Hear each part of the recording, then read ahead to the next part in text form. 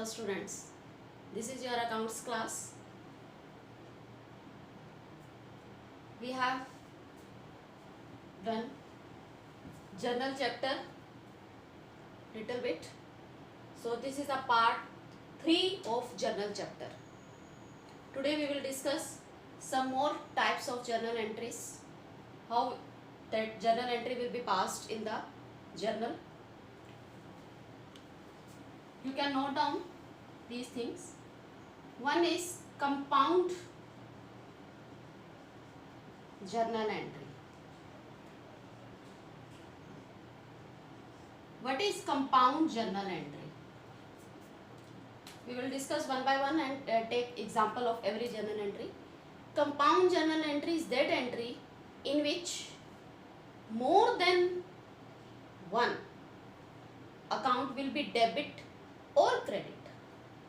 जिस journal entry में एक से ज़्यादा अकाउंट या तो डेबिट हो या एक से ज़्यादा अकाउंट क्रेडिट हो, यानी 3 अकाउंट्स जो है वो उस जर्नल एंट्री में यूज होते हो, then that entry will be called compound journal entry.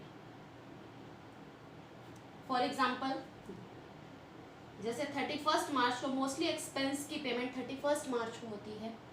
One journal entry is given to you on 31st March 2019. Here you can take anyone that paid wages rupees 10,000, salary rupees 50,000. At the end of month जो है mostly expense की payment की जाती है, sorry end of the year नहीं, end of the month. Stationery rupees 5,000. तो ऐसे आपको 3 एक्सपेंस दिए हुए हैं जिसकी पेमेंट 31 मार्च 2019 को की है. तो इसकी या तो हम तीनों एक्सपेंस की we will pass the separate journal entry, otherwise we can pass one journal entry for the all these 3 expense payment. That entry will be called compound journal entry. Then how this entry will be passed? Performer 31st March 2019, date, particular, ledger folder, debit amount and credit amount. Paid, payment हो रही है. Then cash is going, cash will be credit in this entry.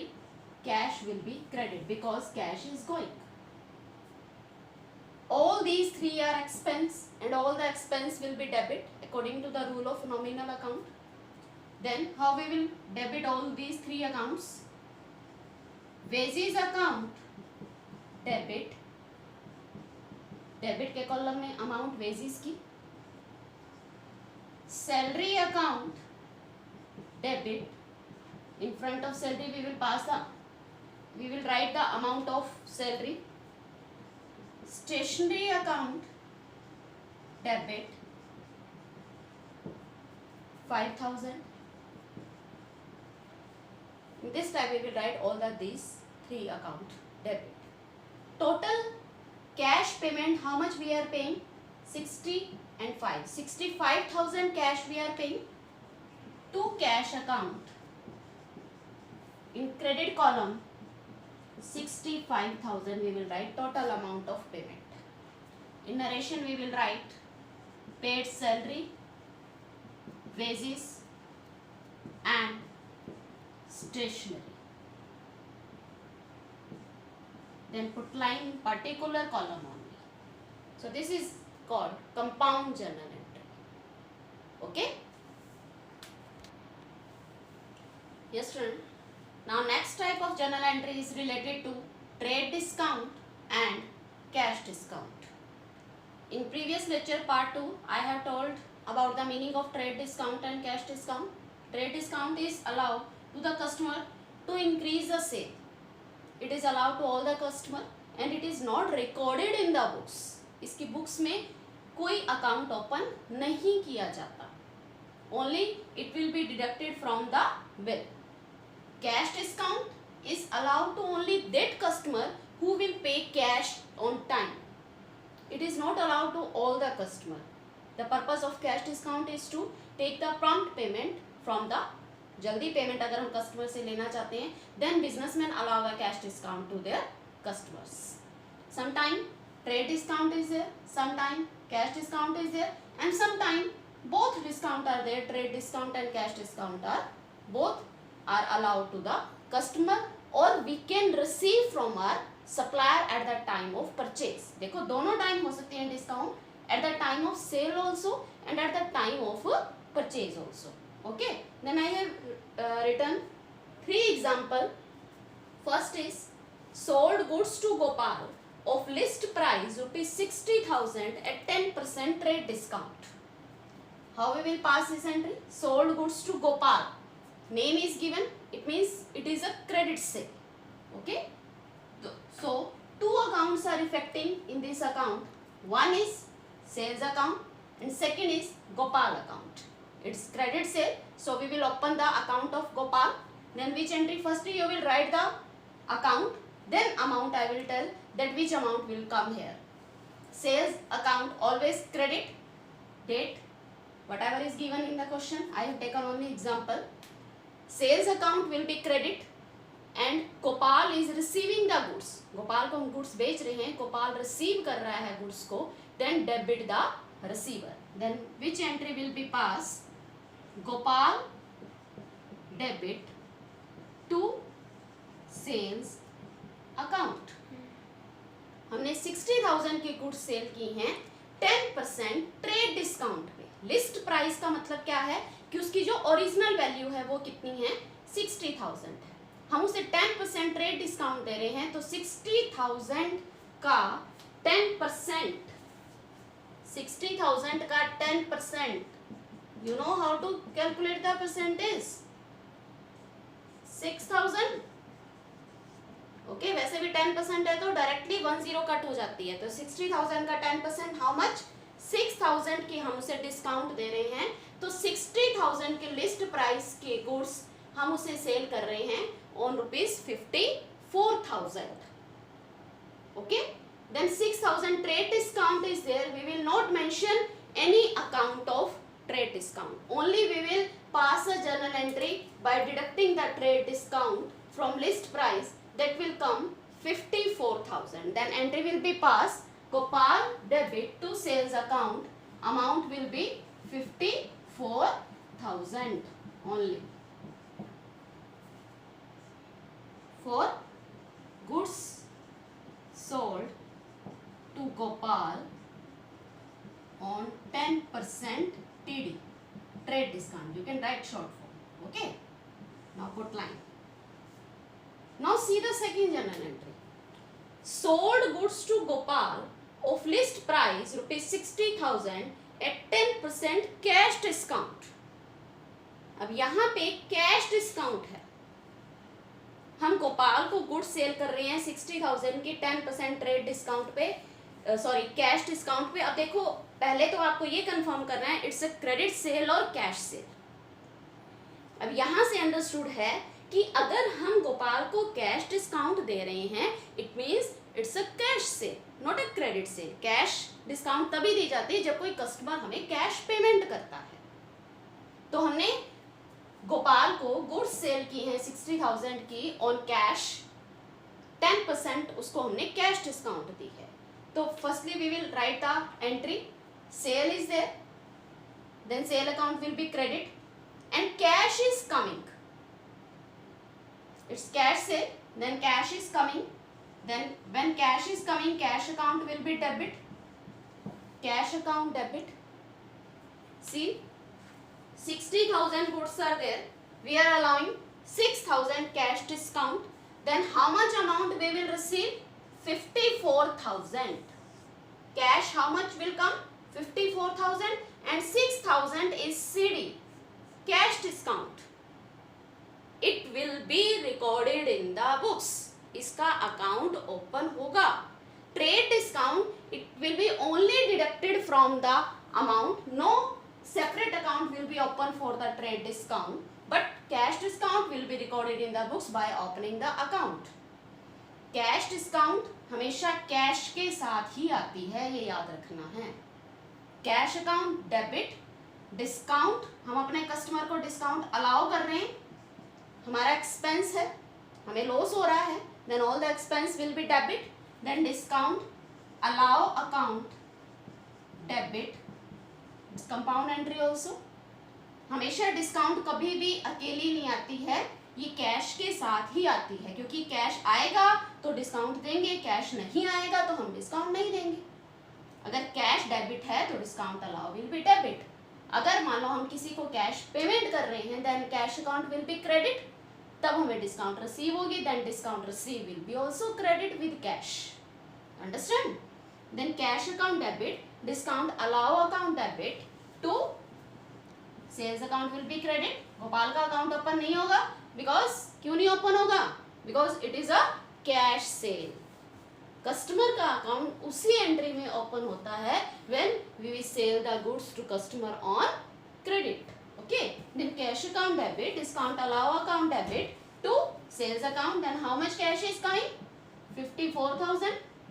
and how much discount we are allowing to Gopal? 6,000. and sale is 60,000. Okay, sale हम कितने की goods cell कर रहे हैं? 60,000 की. Narration for goods sold to Gopal on 10% CD cash discount. Put line. Now third journal entry. See, sold goods to Gopal of list price rupees 60,000 at 10% trade discount and 5% cash discount. हम उसे दोनों discount दे रहे हैं, trade discount भी दे रहे हैं और cash discount भी दे रहे हैं.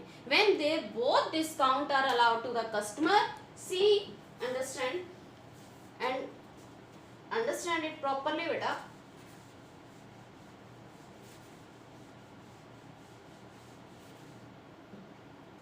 $60,000 की गुड्स हम सेल कर रहे हैं. First of all we will allow the trade discount. How much? 10%. 60,000 का 10% 6,000, 54,000 आ गया. अगर वो हमें कैश पेमेंट नहीं भी करता तो हम उसे 54,000 लेते, क्योंकि ट्रेड डिस्काउंट तो हम सभी कस्टमर को देते हैं, लेकिन हम उसे कैश डिस्काउंट भी दे रहे हैं. इट मीन्स वो कैश सेल है, हम उसे कैश डिस्काउंट भी दे रहे हैं, तो इट मीन्स कैश सेल है. कितनी दे रहे हैं कैश डिस्काउंट? 5%. तो cash discount trade discount minus करने के बाद जो अमाउंट आती है 54,000 जो आई है, इस अमाउंट पर हम 5% कैश डिस्काउंट देंगे. वो 60,000 पर नहीं आएगी. पहले 60,000 में से पर आपने ट्रेड डिस्काउंट लगानी है. ट्रेड डिस्काउंट माइनस करने के बाद जो अमाउंट आएगी उस पर आपने कैश डिस्काउंट लगानी है. तो 54,000 का 5% कितना आ गया? 2,700. या आपने परसेंटेज देखो 5% है ना, तो 10% का हाफ करना है, तो इसका 10% 5400 का हाफ 2700. ठीक है, तो ट्रेड डिस्काउंट हम इसमें से माइनस करेंगे तो हमारे पास ये कितना आ जाएगा? 51,300 रुपीज वो हमें नेट पेमेंट करेगा. ठीक है, ये हमारे पास कैश आएगा, ये कैश अकाउंट में जाएगा. ये हमने उसको कैश डिस्काउंट दी है तो ये डिस्काउंट अलाउ अकाउंट में जाएगा. ठीक है, इसका कोई अकाउंट ओपन नहीं होगा. ठीक है, और ये 54,000 की गुड्स जो है वो हमने उसको सेल की है. ट्रेड डिस्काउंट माइनस करने के बाद जो अमाउंट आती है वो सेल अकाउंट में जाती है. अगर ट्रेड डिस्काउंट नहीं है तो फिर यही अमाउंट सेल अकाउंट में चली जाती है, जैसे इस एंट्री में किया था हमने. ठीक है, तो एंट्री पास करो इसमें. Cash account debit, how much? 51,300. Discount cash के साथ ही आएगी.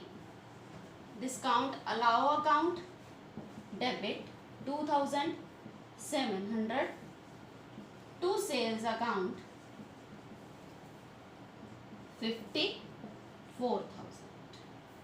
Now write the narration for goods sold on 10% trade discount and 5% cash discount. देखो कैश डिस्काउंट है तो कैश सेल ही होगी, इट्स अंडरस्टूड, चाहे आपको लिखा हो क्वेश्चन में या ना लिखा हो। ओके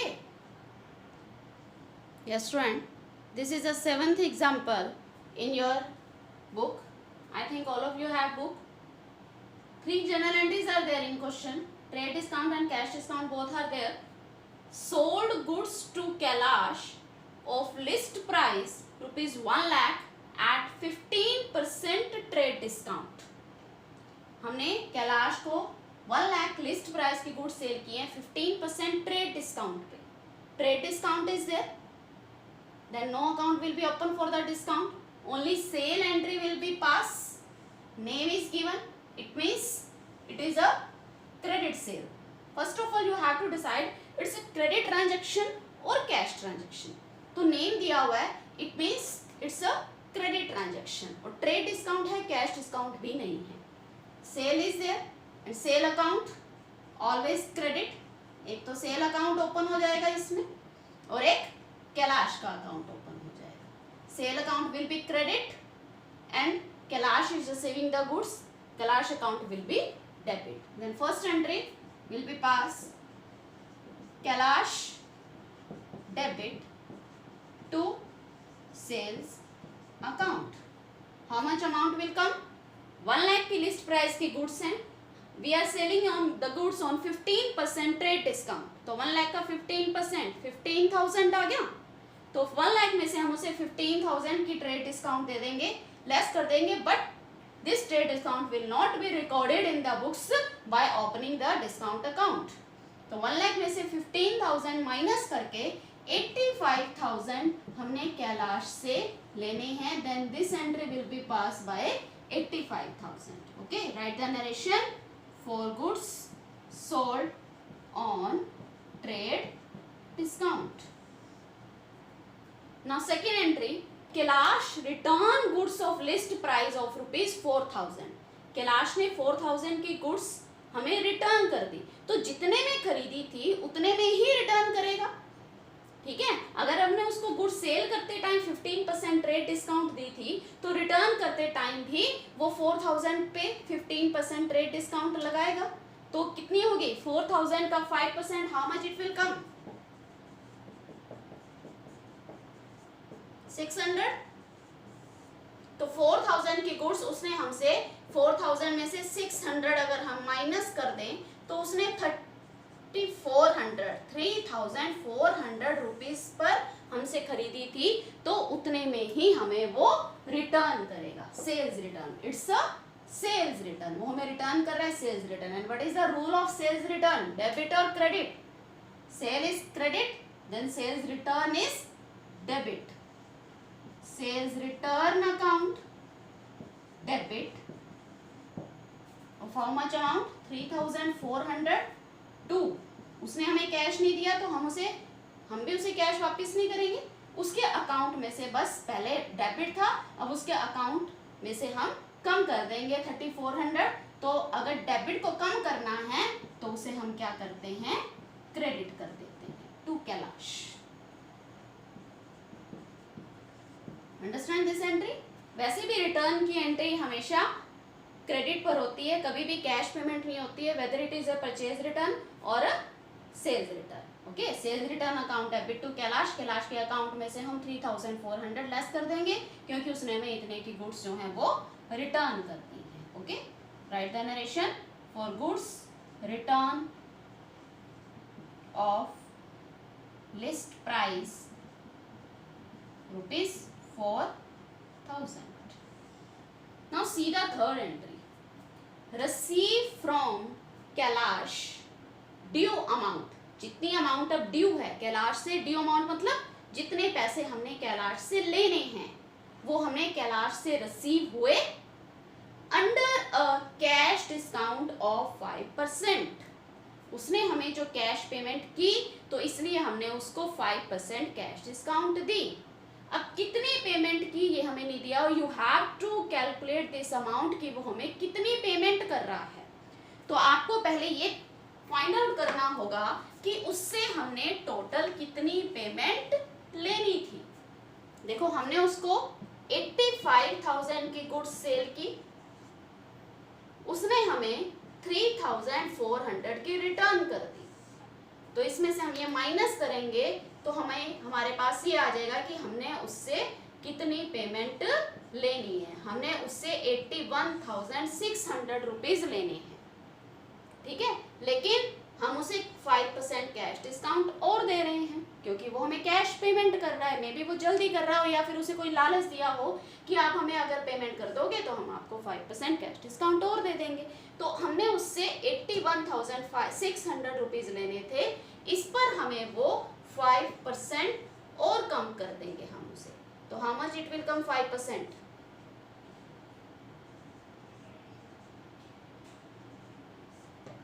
4080 रुपीज हम उसे और कम कर देंगे। तो अब हमें वो कितनी पेमेंट करेगा? पहले कितनी कर रहा था? 81,600। अब 4080 हम उसे और कम कर देंगे तो ये हमारे पास आ जाएगा 77,520। देखो आपकी कैलकुलेशन स्ट्रॉन्ग होनी चाहिए अकाउंट्स के लिए, okay, should be strong in calculation. Then how much cash is coming? Cash इतना आ रहा है, देन कैश अकाउंट में debit and we are allowing discount. How much? 4080। Cash account debit, जितना नेट कैश आ रहा है आपने वही लिखना है कैश के सामने, 77,520। Now discount around, now we will write the discount account because it's a cash discount. तो कैश के साथ ही आएगा, अगर कैश डेबिट तो डिस्काउंट भी debit. Discount allow account debit, how much discount we are allowing? 4080। कौन दे रहा है कैश? हमने गुड्स सेल की थी कैश को, लेकिन सेल्स अकाउंट तो ऑलरेडी ओपन है। अब कैलाश का अकाउंट जो ओपन हुआ है हमने उसको क्लोज करना है, तो वो जब हमें पेमेंट कर देगा तो उसका अकाउंट क्लोज हो जाएगा। तो कैश कहां से आ रहा है? Credit the giver. कौन दे रहा है cash? To Kailash. Kailash giver है इसलिए उसे हम क्रेडिट करेंगे, ठीक है। कितनी पेमेंट लेनी थी हमने कैलाश से? 81,600 इतनी पेमेंट लेनी थी, इतनी हमने उसे कैश डिस्काउंट दी, इतना कैश आ गया। तो कैलाश के अकाउंट में कितना आएगा? 81,600। Okay, understand? Yes students, now I want to tell you about that in which entry drawing account will be debit. वैसे तो ड्राइंग अकाउंट क्या होता है? Money withdrawn by the proprietor for personal use from the business, okay. चाहे business उसका है लेकिन फिर भी वो पर्सनल यूज के लिए मनी निकाल रहा है, then drawing account will be debited, क्योंकि हिसाब तो हिसाब है ना, ठीक है। तो 4 तरह की जो पेमेंट है कस्टमर की तरफ, ओनर की तरफ से जो की जाती है, that will be included in the drawing. वो पेमेंट जो है वो ओनर ने करनी थी, लेकिन वो बिजनेस में से वो पेमेंट हो रही है, then it will be counted as a drawing. उसके लिए हम ड्राइंग अकाउंट डेबिट करेंगे। फर्स्ट तो simple, cash withdrawn for personal use, then drawing account will be debit to cash. Paid household expense, घरेलू खर्चों की पेमेंट की है, तो वो ओनर के खुद के पर्सनल एक्सपेंस हैं। उसके बेटे की फी की पेमेंट की, फी ऑफ सन, उसके गिफ्ट, कोई बर्थडे गिफ्ट दिया, तो that are the personal expense of owner, then drawing account will be debit for that expense payment. Drawing account will be debit to cash, not the household expense account debit to cash.